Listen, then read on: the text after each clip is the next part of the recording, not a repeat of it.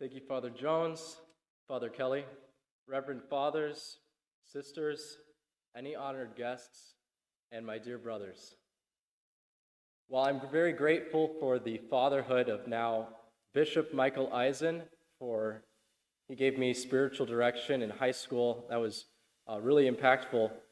Right now I want to talk about another really good priest, holy priest, the one, the only, Father Joseph Kuharski.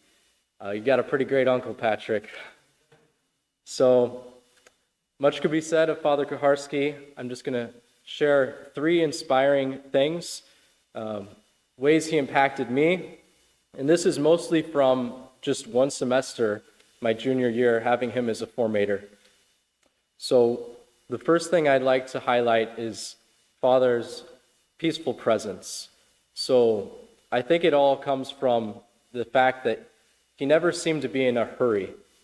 And in fact, he talked about the danger of a hurried life in many so-called rants for the fourth floor meetings. So drawing from a book called The Ruthless Elimination of Hurry by John Comer, he talked about how a good priest can't be busy. One quote from the book is, "If the devil can't make you sin, he'll make you busy. Both sin and busyness have the same effect.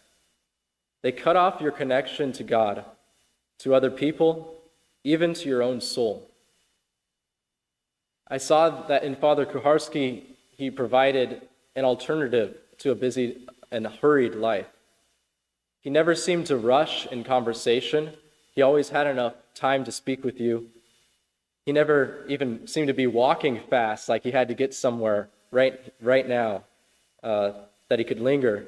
And he made time for God too, seeing him late at night in the chapel with his hoodie drawn up, as I know some of you have seen him.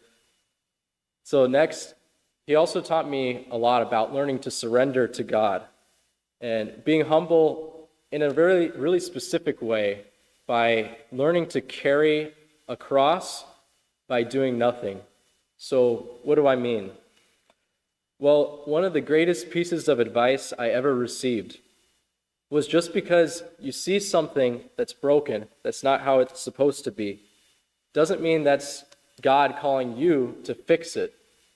So yes, we never want to compromise with sin, but also life isn't black and white. There's a lot of gray out there. And sometimes the Lord is calling us to kind of sit with that gray, to be able to endure suffering and trust that God's taking care of things, that we don't need to kind of go in and fix it. So that was a great piece of advice, a great thing to learn.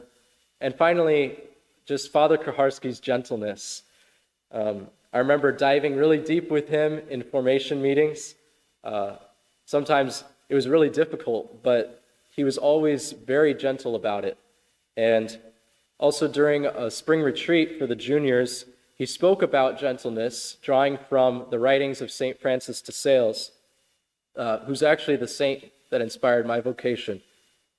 And the idea is that the great condition for sainthood is to accept yourself as you are.